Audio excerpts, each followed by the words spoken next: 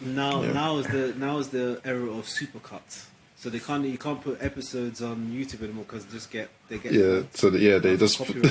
So people do these really it's mad annoying, like when you watch the old Dragon Ball Z stuff when there's like the Kid Buu saga, you just see that they're skipping every couple of seconds.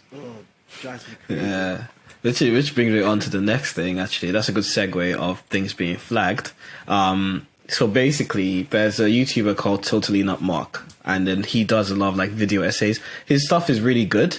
I really like his videos about like taking Dragon Ball Z characters and talking about how the writers approach to the character, whether they have a positive arc or a negative arc, or they have a flat arc and all that kind of stuff, and just kind of really breaking down the writing of the character and kind of giving his reasons as to what, whether he likes or dislikes the way the characters are written. So a lot of his stuff is Dragon Ball Z stuff. He's a massive Dragon Ball Z fan, although he talks about other franchises. So recently Toei has gone on a basically on a flagging spree, basically where they're flagging a lot of YouTubers' content and getting them taken off YouTube. And Totally Not Mark is one of these YouTubers, and he does YouTube full time. And that's how he supports himself and his family and stuff like that. But most of his videos, because they're Dragon Ball Z on One Piece, is One Piece. A lot of his Dragon Ball Z on One Piece, yeah. A lot of them have been taking off basically his YouTube channel and getting this like looked at by the YouTube the YouTube help is really, really long, and you can't do like a mass kind of like report, a mass kind of help ticket. You have to do help tickets for each episode. This is hundreds of episodes, but regardless, the guy has been trying to get the attention of YouTube to kind of say, look, like, why are you flagging my content? I'm not putting full episodes on. These are reviews. And it's not illegal. It's just like you take a clip. What do you call it?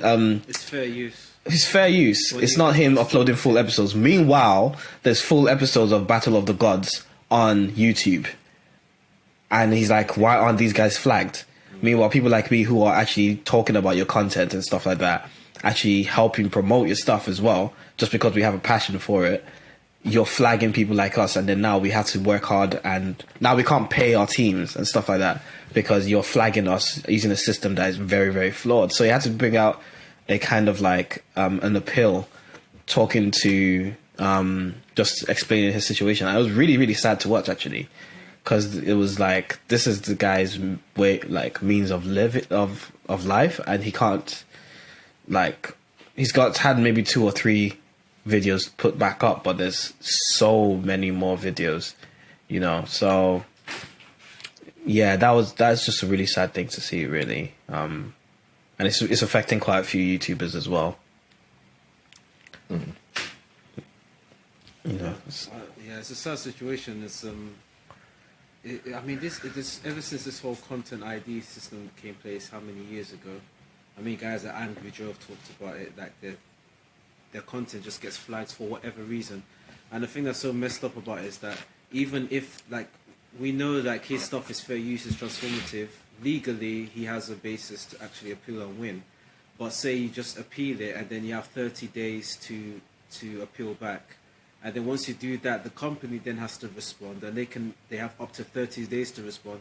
So if they're really like vindictive, they can wait until the 29th day of the 30th day and then appeal. Then you have to go through that whole process again and going all the way up until to the process of getting YouTube to decide whether that is the content is fair use or not.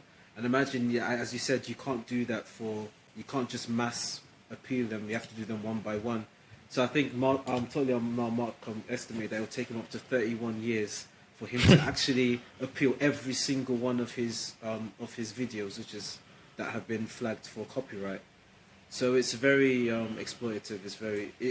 And he really backs the company. They can make any excuse. Say they just don't like you. I don't know. You've had a dispute or something. They can falsely flag your content with pretty much no consequence. I would say there's probably grounds to actually sue Toei and YouTube if it's Well, affecting your livelihood or doesn't- making.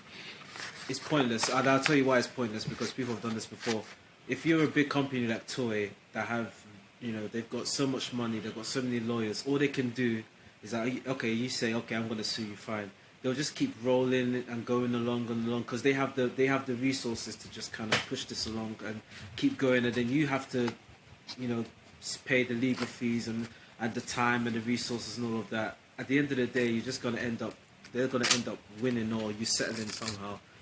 But it's very, very it's pointless, pretty much pointless. People have done it before. It's pointless.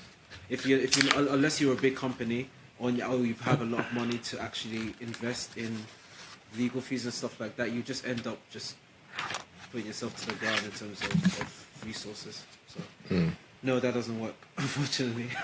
Only works between companies on equal footing because they have the money to actually pay their legal fees and all of that. But if you're just a small time business owner, they'll just long it out. They'll keep going. They can go on for 3, 4, 5 years. You're still fighting the same battle.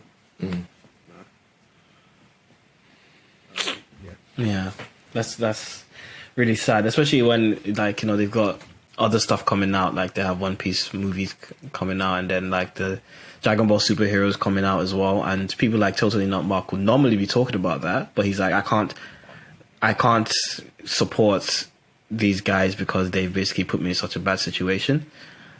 As much as he would like to, it's just like you're also hurting your supporters, your biggest supporters, by doing this kind of thing.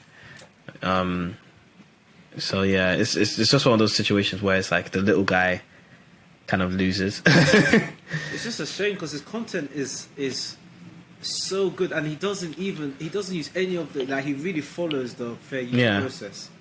Yeah. If anything, he promotes the Toei even more because he really talks about how good the content is and how good the arcs are, or where the ways that can improve. If anything, he's one of the reasons why I went back into different arcs and be like, oh wow, let me go and read this arc again. So for them to just randomly do it, I just think it's just either incompetence, but whoever is dealing with the HR is just, I don't even know if it's HR, whoever's dealing with this whole process is just has no idea what fair use is, has no idea who to go for in terms of copyright, and it's just made a mistake.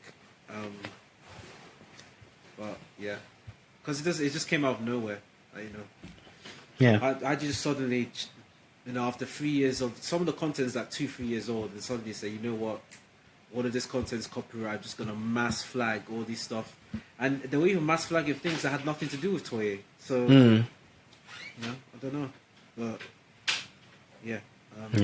It's unfortunate. I think he's given up on the battle anyway. He's unlisted his video where he talks about the whole issue of Toei. He just says, you know what, it's not even worth it. So I'm gonna see what happens in the next year. Hopefully he doesn't leave YouTube altogether, but I don't really see how he can stay if he can't monetize any of these products. So it's a shame because he's one of the best content creators for that. The kind of content he does, he's one of the best out there.